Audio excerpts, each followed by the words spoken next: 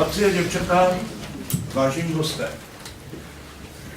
dnes ve škole zažijeme unikátní hodinu vlastivědy nebo dějepisu. Podle toho, jak kdo to vnímá. Nastala pro naši školu a pro Horní Břízu zcela zvláštní událost. Po 71 letech se v Horní Bříze objevují znova dva přepravovaní účastníci transportu smrti v Freibergu do Mauthausenu a jedna paní, která se narodila až v Mauthausenu.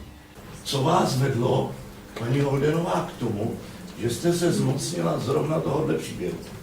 Well, I came across it by chance. I read an obituary of a woman who had been in Auschwitz, and she had had a baby there that had died. And I realized I'd never read anything about babies born in the Holocaust who had survived. And my research led me first to Eva, who lived 1 hour from me in England, so that was great luck for me. And I had a day with her and asked her if I could write her mother's story. And she told me she'd been waiting for me for 70 years. I told her that I thought she was the only surviving baby, and she said that until 2010 she thought so too, but then she met Hannah and Mark, and they had become very close. Their mothers had no more children, so each of them were only children. And so they acquired a sister and a brother and became siblings of the heart. And I then decided, even though it would be 3 times the work, 3 times the research to look into all of their family stories, I knew that I had to do it because it encompassed everything. It told the whole story that I could see of this part of the world and what happened then. And it's very difficult to identify with 6 million people who died, but you can identify with 3 young mothers. Mohla byste nám sdělit, jestli víte, v kolik těch jazykových mutacích už kniha byla vydána, kolika zemí světa? It has been published in 22 countries and translated into 16 languages. And in the last 18 months I have travelled to 13 of those countries and spoken to people about the stories in this book. And I can tell you honestly, everywhere I go, everywhere in the world, the one story out of the whole book that people are most moved by is what happened here in Horní Bříze.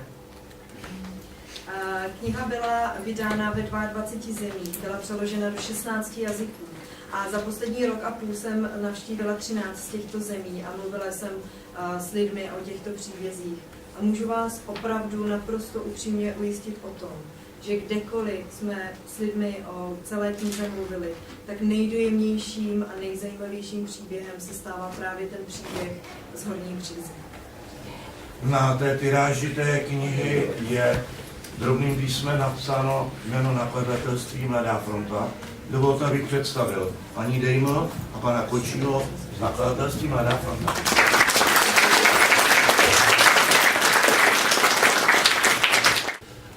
Na co se nejčastěji ptají, a nebo takovou nejkurioznější otázku, které se třeba vůbec nerozuměla, že se na to ty lidé ptají? Most people are very interested in why people did nothing in so many of the countries. When they were imprisoned in Freiberg, in the town of Freiberg in Germany, where we just came from, we were just there for 3 days this week, at the invitation of the town. Also in Mauthausen in the concentration camp, I think some of you have been to the camp, and you know that the prisoners were walked up through the town, right in the middle of the town. They were walked up to the concentration camp at the top of the hill. And in other places, around Auschwitz, the families that lived around Auschwitz, people ask me, why did people do nothing? And why did some people do something? And it's a very difficult question to answer because we don't know what we would do in that situation. And when people did do something, when they were very brave, like Mr. Pavlicek, like a woman in Mauthausen who made a little hole in her pocket and she dropped breadcrumbs along the path. She was arrested and sent to Ravensbrück concentration camp, where she almost died. Mr. Pavlicek could have been killed. If we lived in a community and we wanted to help, but we saw what happened to the people that were caught helping, it's a very difficult moral dilemma. Would we risk our lives and the lives of our family to do it? I think we like to think we would all be brave or compassionate, but we have to not judge people who did do something and just really celebrate the people who did. Tak, a teď ano, buďte tak hodná. Řekněte nám z vyprávění své maminky, jestli vám popisovala samotný ten příběh toho vašeho narození a stejná otázka potom bude pro Evu, pardon, nejprve pro Marka, aby jsme dodrželi tu časovou poslovnost a potom pro Evu. Takže ano, máte slovo. Budem hovoriť slovensky. Okay? Viete rozumieť? Ďakujem. Mama mi popísala, ako som prišla na tento svet, veľmi krátko. Ona veľa o tom všetkom nehovorila. Sústredila sa na to, aby mala dieťa.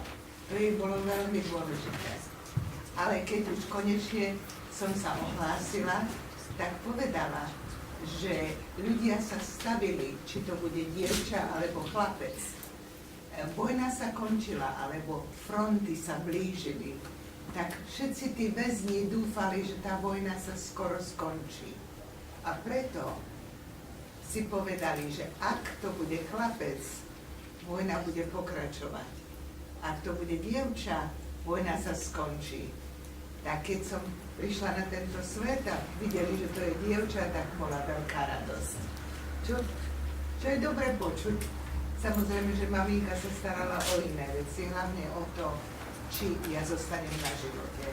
Pretože ja som nemala žiadne šaty, ona bola pod váhou, nemala pre mňa mlieko a v väzenkyne posledný týždeň, keď sa dozvedeli, že malička ma čaká, jej ušeli zo svojich vlastných handier jednu čiapočku a jednu košielku.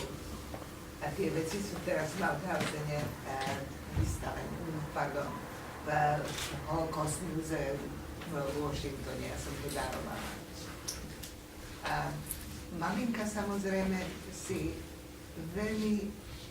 bola veľmi vďačná a si spomína na to, ako sa zastavil vlak tu v Horní Bříze. Povedala, že na to nikdy v živote nezabudne, akí boli ľudia dobrí. Doniesli jedlo, doniesli mi šaty, vybavičku. Ale hlavné bolo to tie malé lístočky, ktoré ich povzbudzovali, že tá vojna čoskoro skončí. Aby sa držali, aby mali vieru, že tá vojna bude skoro preč.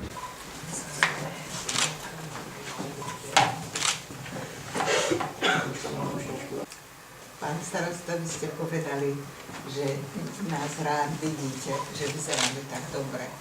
A jedna tá príčina, že my vyzeráme tak dobre, že to, že Horní Bříze ľudia sa o naše mami postarali. A my sme vám vďační do konca nášho života.